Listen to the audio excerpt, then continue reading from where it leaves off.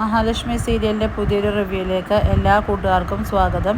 അങ്ങനെ കണ്ണനൊപ്പം കമലേശ്വരത്തെത്തുന്ന മാർക്കോയും അനന്തവും എല്ലാ കാര്യങ്ങളും മേഘനാഥൻ്റെ മുഖത്ത് നോക്കി പറഞ്ഞ ശേഷം അവിടുന്ന് യാത്ര പറഞ്ഞ് പോകുന്നുണ്ട്. അങ്ങനെ കണ്ണനും മഹാലക്ഷ്മിയും അകത്തേക്ക് കയറി പോകുന്നുണ്ട്. ആ സമയം മേഘനാഥനോട് ദുർഗ പറയുന്നുണ്ട്, എന്തിനാടാ മനുഷ്യനെ ഇങ്ങനെ മോഹിപ്പിച്ചിട്ട് കൊല്ലാക്കൊല ചെയ്യുന്നത്? ഇതിലും നല്ലത് എൻ്റെ ചിത കൂട്ടുന്നതായിരുന്നു. ഇതെല്ലാം കേൾക്കുന്ന മേഘനാഥൻ ആകെ ദേഷ്യം വന്ന് നിൽക്കുകയാണ്. അങ്ങനെ കണ്ണൻ്റെയും മഹാലക്ഷ്മിയുടെ അടുത്തേക്ക് മഞ്ജു എത്തുന്നുണ്ട്. കണ്ണൻ ചോദിക്കുന്നുണ്ട്, നിനക്കും ഈ എന്നോട് ഇത്തിരി സ്നേഹമില്ല മോളെ എന്ന്? നിന്റെ കല്യാണത്തിന് ഞാൻ പങ്കെടുത്തില്ല, സഹകരിച്ചില്ല. അതുകൊണ്ട് ഇയാളെ നഷ്ടപ്പെട്ട ഞാൻ ജീവിതകാലം മുഴുവൻ കണ്ണീരിൽ കഴിയണമെന്ന് നീയും ആഗ്രഹിക്കുന്നുണ്ടോ മോളെ എന്ന് കണ്ണൻ ചോദിക്കുകയാണ് കേട്ടോ. കണ്ണൻ്റെ ഈ ചോദ്യങ്ങൾക്കൊന്നും മറുപടി പറയാൻ പറ്റാണ്ട് മഞ്ജു ആകെ വിഷമത്തിൽ നിൽക്കുകയാണ്. ആ സമയം അവിടേക്ക് ദുർഗയും മേഘനാഥനും കടന്നു വരുന്നുണ്ട്. ദുർഗയുടെ അടുത്തേക്ക് കണ്ണൻ വന്നിട്ട് ചോദിക്കുന്നുണ്ട്, എന്നെ ഇപ്പോൾ ചികിത്സിക്കുന്ന തോമസ് വൈദ്യരുൾപ്പെടെ പലരും ചോദിച്ചു. അതിലുപരി ഞാനും അമ്മയോട് ചോദിച്ചിട്ടുണ്ട്. പലപ്പോഴും എൻ്റെ അമ്മയേക്കാൾ കൂടുതൽ അമ്മയെന്ന് വിളിച്ചത് എൻ്റെ രണ്ടാനമ്മയാണ്. ആ വിളിക്കുള്ള പരിഗണന പോലും അമ്മ ഇതുവരെ എനിക്ക് തന്നിട്ടില്ല. ഒന്നും വേണ്ട ഞങ്ങൾക്ക്. ഞങ്ങളെ ഒന്ന് കൊല്ലാതിരുന്നൂടെ? ആരെങ്കിലും ഞങ്ങളെ കൊല്ലാൻ ശ്രമിച്ചാൽ അതിന് കൂട്ടു നിൽക്കാതിരുന്നൂടെ എന്നെല്ലാം കണ്ണൻ ഭയങ്കര വിഷമത്തോടുകൂടി ദുർഗയോട് ചോദിക്കുകയാണ്. ഇതെല്ലാം കേൾക്കുന്ന ദുർഗ, എടാ മോനെ ഞാൻ എന്നെല്ലാം പറയുമ്പോൾ കണ്ണൻ പറയുന്നുണ്ട്, ഒന്നും പറയണ്ട. എൻ്റെ സ്ഥാനത്ത് വേറെ ആരായാലും ഇപ്പം അമ്മ മോളെയും മരുമോനെയും വിളിച്ച് വീടിൻ്റെ പുറത്ത് പോവേണ്ടി വന്നേനെ എന്ന് കണ്ണൻ പറയുന്നു. ഞാനായതുകൊണ്ട് മാത്രമാണ് നിങ്ങളിപ്പോൾ ഈ വീടിൻ്റെ ഉള്ളിൽ കഴിയുന്നതെന്ന് കണ്ണൻ സങ്കടത്തോട് പറയാം കേട്ടോ. പിന്നീട് കണ്ണൻ മേഘനാഥനോട് ചോദിക്കുന്നുണ്ട്, എന്തിനാടെ ഇങ്ങനെ ജീവിക്കുന്നത്?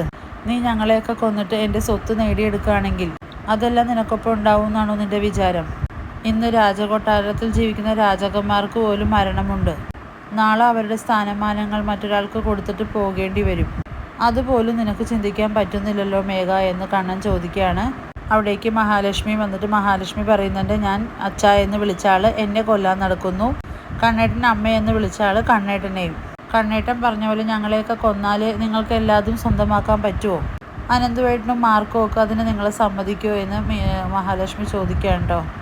നിങ്ങളെല്ലാവരും മഞ്ജു ഉൾപ്പെടെ എല്ലാവരും ഞാൻ വഴിതെറ്റി നടക്കുന്നവളെന്നല്ലേ പറയുന്നത്. പക്ഷെ നിങ്ങൾക്കറിയാലോ, ഞാൻ കൈ ഉയർത്തി തല്ലിയ ആദ്യത്തെ ആണാണ് നിങ്ങൾ. ഇപ്പോൾ ക്യാമറയിൽ സപ്പോർട്ടുള്ളത് കൊണ്ട് പലതും അതിൽ തെളിയുന്നുണ്ട്. അതുകൊണ്ട് തന്നെയാണ് ചിത കൂട്ടിയതും ഇവിടെ കേക്ക് മുറിച്ച് ആഘോഷിച്ചതെല്ലാം ഞങ്ങൾക്ക് തെളിവ് സഹിതം നിങ്ങളെ കാണിച്ചു തരാൻ പറ്റിയതെന്ന് മഹാലക്ഷ്മി മേഘനാഥനോടെല്ലാം പറയാണ്.